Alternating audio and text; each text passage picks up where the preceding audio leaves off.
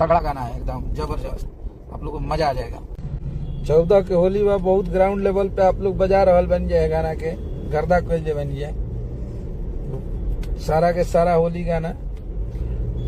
बहुत बढ़िया आशीर्वाद प्यार देता नहीं जाए।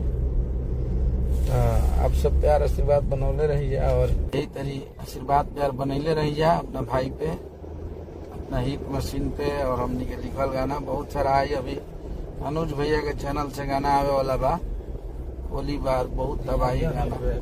ये है हमारे अनुज, इनका चैनल गणेशा फिल्म, अभी हम लोग उसको चालू करेंगे। तगड़ा गाना है, एकदम जबरदस्त, आप लोग को मजा आ जाएगा सुन के। बहुत बढ़िया गाना लेके आ रहे हैं, बहुत सारा गाना बा और तगड़ा तगड़ा गाना आई।